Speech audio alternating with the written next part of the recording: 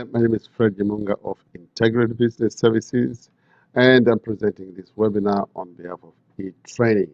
And our webinar today focuses on the selection process regarding managed recruitment and selection.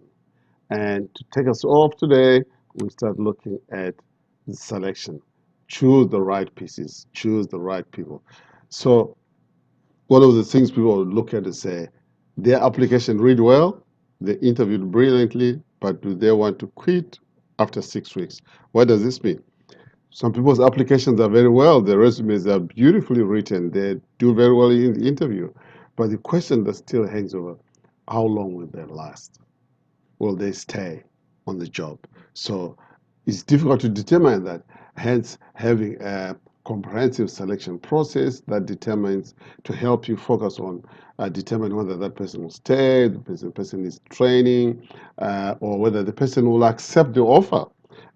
Remember, the person hasn't accepted the offer yet. We're still going through the process of selection. And therefore, in designing this selection process, what you're trying to determine is close all those loopholes that might lead to the person not accepting the offer or accepting the offer but not staying long enough for him to finish probation or finish probation and then 6 months later to say, hey, thanks, but no thanks. So let's look at what is it that you need to do. Number one, you need to have a proper selection process. You need to have a selection committee. You need to base this on the relevant legislation. So you got to do some interviews, reference checks, and give in the proper contract terms and conditions. Key thing, reference checks. Why do you need to do that? You need to find out probably is this person a stayer? How long did they stay in the last job? What is the reason they left? Of course, given some previous employers might never give you the true story of why the person left. There could have been an agreement that we speak about this no more. But however, reading between the lines, you can always tell whether this person, after 20 years on that job, why did they leave? Or if after 6 months in the previous job, you could always have those telltale signs and look for red flags during the interview. And what do you need to do next? Is design a selection process. So your overview of this process should look like number one, screening. From screening, you shortlist the names, uh, and then you have a pre-selection strategy. That means interview selection techniques. That is, what techniques are we going to use? Are we going to be reading from a script? Are we going to probably test the people on the computer for their psychological test first before face-to-face? Or is it one of those you're going to do a telephone interview and then decide to call the person on a face-to-face? Whatever you decide to do, but you got to have some sort of a process that enables you to call the right person for a face-to-face interview. And when that day comes, you also have to decide, do you interview through a panel? Is it one person, two people? And what does the organization policy say? And do you give a verbal offer or is it written? How do you announce the results of a successful interview over the phone, written, text? All those things have got to be part and parcel of your procedures on how to do that. And reference checks. Do you check reference checks before the interview or do you do reference checks after the interview? There is a school of thought that says, well, why not do reference checks before? Because you don't want to waste your time going through the process and find out the person is a no touch.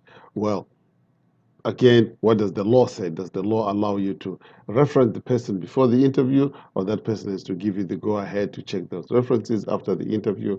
And the question to ask yourself, why should a prospective interview give you an opportunity to check their references before you have met face to face, before they know whether they have the job or not? Therefore, hence it makes sense that the reference check should be done after. But again, the danger, what if he says no, don't touch? So, and then if the reference checks are all positive, you go to your written contract that you offer the individual after the selection. So after the offer, what happens there? That's when you decide to say, some organizations have got a process. When the offer has been made, the person signs it. The first thing what they do, they come to work is there's an induction process.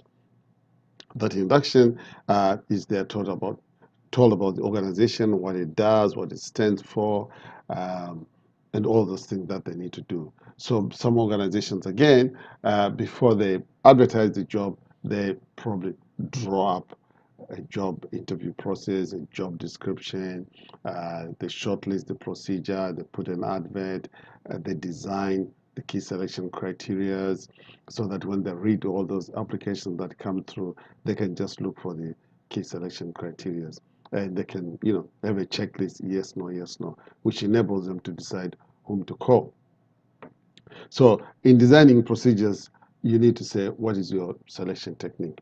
Interview, test, presentation, demonstration. There are some jobs where you actually have to test the person. Say, for instance, if it's in IT, it says this person has to design websites or whatever. So they'll probably might be given a test on how to code material, how to code things. If it's in marketing, because this person will be doing a lot of presentations, they might have to bring their portfolio and present it all. Probably in training, they might ask you to, run a demo. So whatever it may be, you got to decide to say, is the selection technique, the interview technique, appropriate for the job selection that you have advertised? So that has to be a key area of how you're going to select an individual. So testing could be done by different jobs, medical, they'll give aptitude tests, psychological potentials.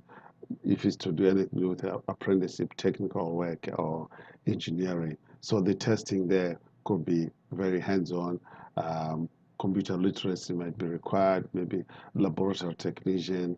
And unlike if you are interviewing for a legal practitioner, you're not going to test them on anything, but probably you might want to see their aptitude, might want to know their understanding of the law, you must want to see their certification as a barrister, and whether they have got court practice in any other fields of endeavor. And then you prepare for the interview. How do you prepare for the interview? You choose the people that are going to be on the selection panel. You organize the interview schedule and the questions that's going to be asked. Have a proper physical setting and bring correct documentation that meets all that. So, what are the tips for interviews? Well, it's a two-way process. What do you say is a good interview? That means 80% listening and 20% talking. There are some interviews where the interviews spends most of the time talking, and the person being interviewed has very little chance of talking, just answers probably 10%, which is not enough for the panel to understand the individual. So ensure that you give the person being interviewed enough time to talk about themselves, where they are going to, how they think they can fit in the organization. And your job as the interview panel to listen, judge, and throw in some bits and pieces of information that the interviewee might need. And in part of those things, you might have some checklists during the interview, ticking whether the person they're asking appropriately, are they answering directly, what's their nonverbal cues that they're sending to you, and judging how they can fit into the team. So those behavioral questions that I asked during the interview could be focusing on facts, um, not hypothetical questions, probably real life stories, and that tells you how they communicate. The more you ask them, find out their background, how they overcame certain situations. If they are going to be a managerial job, it's like what style of management do they use, where have they used it, what have been their successes, and what are the things they've achieved in their profession. That is key because obviously you're hired for someone to achieve. You need to understand they're capable of achieving, how much they've achieved, and their achievements, how much those achievements have meant or made a difference to their previous employers. Which brings us to the basic panel interview procedure. So in your panel, you would have the spokesperson, call that person the chairperson. The panel, sort of divides itself into different questions. One person might be focusing on the individual person as a person. Another question might be more behavioral. Another person's questions could be focused on the profession, and another one could be on their future. What do they hope to gain from this? Where are they going? What do they aspire to be? So divide yourselves into different categories so that you don't overstep each other and talk into each other's questions. And then now, once we have that, you need to be able to monitor and evaluate. How do you do that? Use checklists, use recorded notes that you take during the interview. Um, some organizations these days are interviewing, if you are interested, using phone, Skype, video conferencing, and that gives you an opportunity to observe the individual as he answers questions, whether they're being truthful or not. And you can get feedback through their body language, can get feedback as you observe how they respond, whether it's quick or fast, or do they time to think certain things. So, and then you get your review and appraisals. Our next slide talks about monitoring evaluation tools. Well, like we spoke before in our previous slides, we use surveys and polls, reviews, feedbacks. It could be oral, written. These days, it's everything on digital. Even on Instagram, people are giving their feedback. And reference checks, they can be done these days over the phone, yes, but you need to know that are you talking to the right person who's giving you the right information. Emails, yes, can get an email, you get your written feedback. Rarely now do organizations give someone a reference letter, unless if it's one of those rare cases and it's one of those probably professions where it's still acceptable that someone walks around with a reference letter. But it's been in the past. However, these days, a phone call, a text, all those things will do.